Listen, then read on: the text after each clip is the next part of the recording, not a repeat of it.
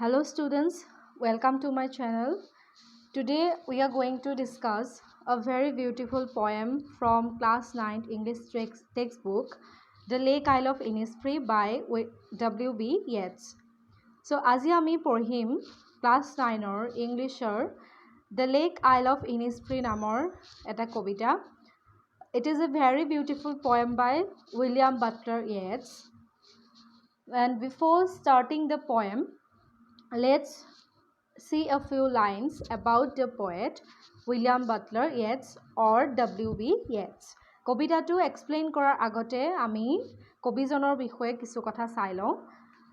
William Butler Yeats was an Irish poet, dramatist and prose writer and one of the greatest English language poets of the 20th century.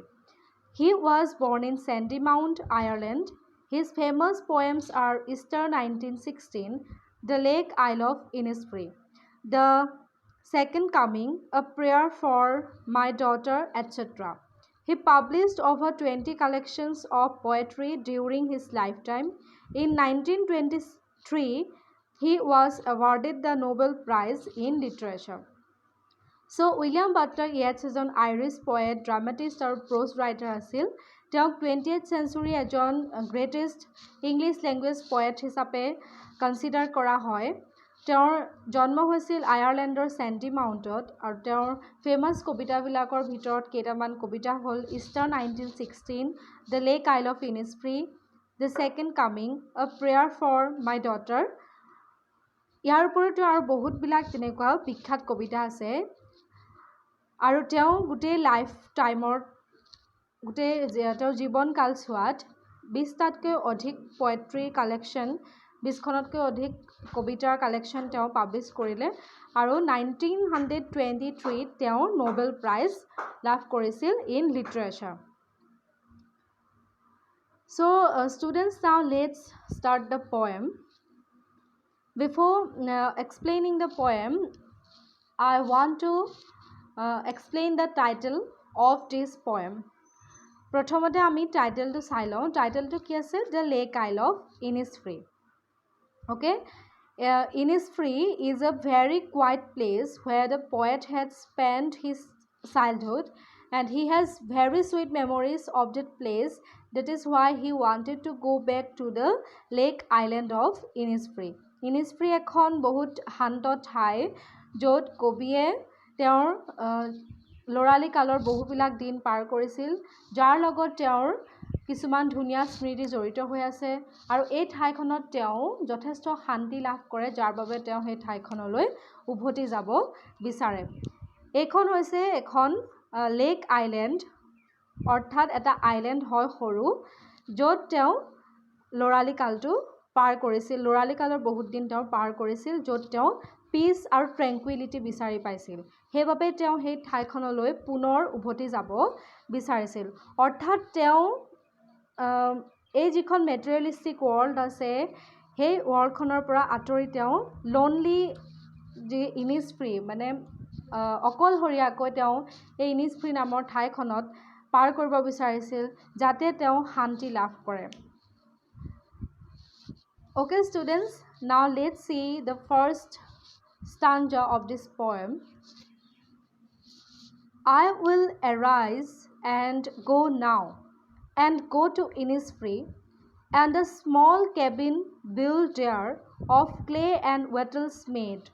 9 bean rows will I have there, a hive for the honey bee, and live alone in the bee loud glade. So in this first stanza of the poem, at first I want to say you that in this poem I refer to the poet William Butler Yeats. ইয়াত I মানে কবিয়ে নিজৰ কথা কৈছে. Okay, so in this stanza the poet says that he wants to go to Innisfree. He will arise now, he will stand up and go to Innisfree, and at Innisfree he will build a small room with clay and small sticks, and he will grow 9 rows of beans there, and also he will get the honey from the honey bee hive.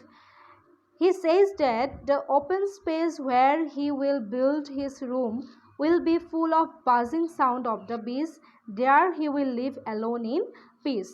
So এই stanzaটোত কবিয়ে কি কৈছে কবিয়ে কৈছে যে তেওঁ এতিয়া উঠিব অৰ্থাৎ তেওঁ এতিয়া ষ্টেণ্ড আপ কৰিব এৰাইজ কৰিব আৰু কৰি তেওঁ ইনিছফ্ৰীলৈ যাব আৰু ইনিছফ্ৰীত গৈ তেওঁ এটা সৰু ৰুম বনাব অৰ্থাৎ এটা সৰু কেবিন বনাব কোঠা তোমালোকে ইয়াত এই ছবিখনত দেখিছাই এটা সৰুকৈ তেওঁ কোঠা বনাব কিহেৰে বনাব অফ ক্লে এণ্ড ৱেটলছ মাটি আৰু ৱেটলছ মিন্স সৰু সৰু কিছুমান মাৰি যিবিলাকেৰে ঘৰৰ ৱাল বা ফেন্স জপনা আদি বোৱা হয় গতিকে ৱেটলছ হৈছে কিছুমান ষ্টিক সৰু সৰু যিবিলাকেৰে এনেদৰে ৱাল বনোৱা হয় বেৰ বনোৱা হয় সো তেওঁ ক্লে আৰু ৱেটলছেৰে হৈতে এটা সৰু কোঠা বনাব ইনিছফ্ৰীত আৰু তাত তেওঁ 9 বিন ৰ'জ তেওঁ অৰ্থাৎ তেওঁ 9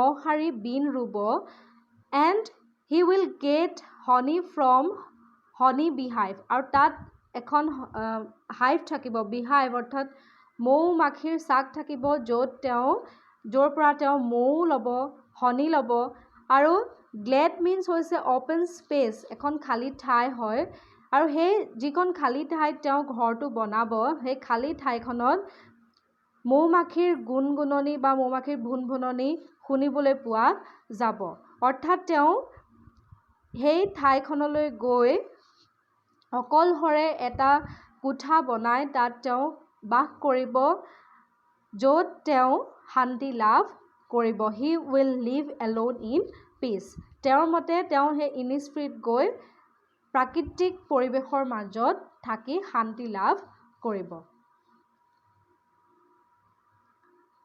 Now let's see the second stanza. And I shall have some peace there, for peace comes dropping slow, dropping from the veils of the morning to where the cricket sings. There midnights all a glimmer, and noon a purple glow, and evenings full of the linnet's wings.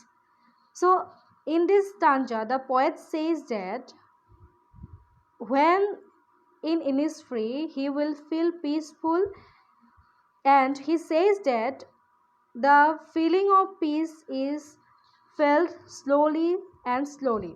He describes how he would feel peace in Innisfree. In the morning, peace will appear as if the morning has worn a veil and has hidden itself. Further, he says that when the cricket insect will sing a song, that sound will bring peace for him. Also at midnight, when he will see the twinkling stars in the open sky, their sign will give him peace. In the afternoon, when the sunlight will give a purple glow, it will also give him peace. During the evening, when he will see the linnet bird flying in the sky, then also he will feel peaceful. So এই stanzaটোত কবিয়ে কেনেদৰে ইনিছফ্ৰীত শান্তি বিচাৰি পাব সেই কথা তেওঁ কৈছে আৰু তেওঁ কৈছে পিচ সদায় গ্ৰেজুৱেলি স্লোলি আহে পিচ শান্তি সদায় লাহে লাহে আহে গ্ৰেজুৱেলি আহে আৰু তেওঁ তাত কেনেদৰে শান্তি পাব সেই কথাটো কৈছে ইয়াত ড্ৰপিং স্লো মিন্স কৈছে কি যে for peace comes dropping slow অৰ্থাৎ শান্তি সদায় স্লোলি মানে গ্ৰেজুৱেলি লাহে লাহে শান্তি আহে আৰু তেওঁ ইনিছফ্ৰীত কেনেদৰে শান্তি পাব যে মৰ্ণিঙত তেওঁ শান্তি বিচাৰি পাব ক'ত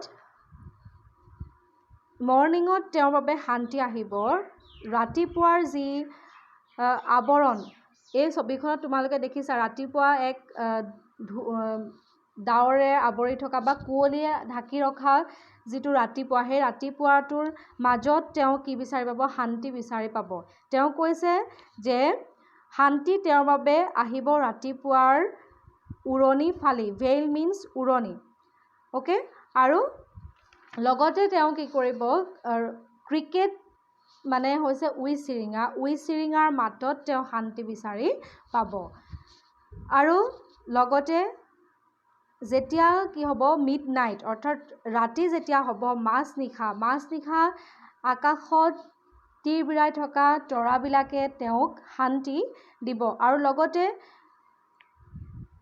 দুপৰীয়াৰ যি সূৰ্যৰ পাৰ্পল গ্লো আমাৰ সানে যিটো দুপৰীয়া সময়ত তোমাৰ পাৰ্পল গ্লো দিয়ে পাৰ্পল লাইট দিয়ে সানলাইটটো সেই সানলাইটটোও তেওঁ কি কৰিব শান্তি দিব আৰু ইভিনিং টাইমত তেওঁ কি কৰিব আকাশত উৰি থকা লিনেট চৰাই তোমালোকে এইটো দেখিছা লিনেট চৰাই এটা সৰু ব্ৰাউন এণ্ড গ্ৰে কালাৰৰ এটা সৰু চৰাই হয় আৰু আবেলিৰ বা সন্ধিয়াৰ আকাশত লিনেট চৰাইবিলাকে যেতিয়া উৰি থাকিব সেই দৃশ্যটোৱে তেওঁ শান্তি প্ৰদান কৰিব সো এনেদৰে তেওঁ ইনিছফ্ৰিত গৈ শান্তি বিচাৰি পাব So now let's move on to the last stanza of this poem. I will arise and go now, for always night and day I hear the lake water lapping with low sounds by the shore. While I stand on the roadway or on the pavement's grey, I hear it in the deep heart's core. So in this stanza, the poet says that now he will stand up and go to Innisfree because all the time the sound of the lake water lapping the shore repeats in his mind. This sound attracts him whenever he is standing on the roadway or on the grey colored pavements. He hears the sound deep in the innermost part of his heart. এই ষ্টাঞ্জাটোত কবিয়ে কৈছে যে তেওঁ কি কৰিব এতিয়া উঠিব আৰু উঠি তেওঁ ইনিছফ্ৰীলৈ যাব কাৰণ তেওঁ সকলো সময়তে always day night and day means সকলো সময়তে তেওঁ সেই ইনিছফ্ৰীৰ যিটো হ্ৰদ আছে সেই হ্ৰদৰ পানীয়ে তাৰ পাৰত খুন্দা মৰাৰ যি শব্দ তোমালোকে এই ছবিখনত দেখিছা পাৰৰ কি হয় লেক ৱাটাৰবিলাকে তাৰ পাৰত আহি খুন্দা মৰাৰ যিটো শব্দ সেই শব্দটো কবিয়ে সকলো সময়তে শুনা পায় যেতিয়া তেওঁ ৰাস্তাত ৰৈ থাকে বা তেওঁ যিহেতু চহৰ অঞ্চলত থাকে চহৰৰ ধূসৰ যি ৰাস্তা বা পথ সেই পথত যেতিয়া তেওঁ ৰৈ থাকে তেতিয়াও আনকি তেওঁ সেই শব্দটো শুনা পায় আৰু সেই শব্দটোৱে তেওঁক এট্ৰেক্ট কৰে তেওঁক আকৰ্ষিত কৰে আৰু তেওঁ এই শব্দ ক'ত শুনা পায় তেওঁ এই শব্দ তেওঁ হৃদয়ৰ একেবাৰে গভীৰ অংশত তেওঁ শুনা পায় একেবাৰে গভীৰৰ ভিতৰত তেওঁ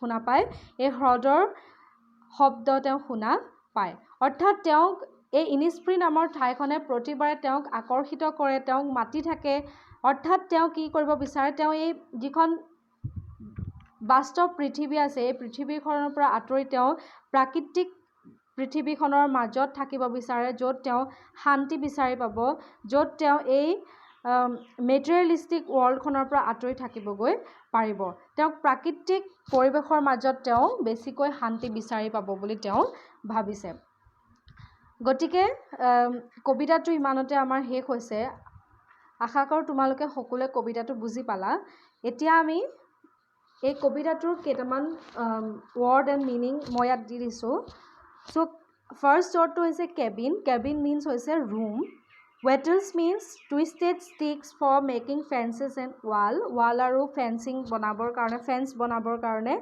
ব্যৱহাৰ হোৱা কিছুমান stick glade means clearing open space Veils means a piece of fine material worn by women and protect or hide the face. Veil mane hoise uroni. Linnet means a small brown and grey bird with a short beak. Glimmer means something which is shining. Lapping means striking. Heart's core means the innermost part of the heart. So, student, আজি এই poemটো তোমালোকক discuss কৰি দিলো তোমালোকে ইয়াৰ পৰা পয়েমটোৰ যিটো theme আছে সেই থিমটো উলিয়াই ল'ব পাৰিবা আৰু লগতে ইয়াৰ পাছত আমি এই পয়েমটোৰ যিবিলাক ইম্পৰ্টেণ্ট বা প্ৰবেবল কুৱেশ্যন আনচাৰ আছে সেইখিনিও ডিছকাছ কৰিম so' that's for today I hope all of you enjoy this video. If you like this video, please like, share and subscribe this channel. Thank you.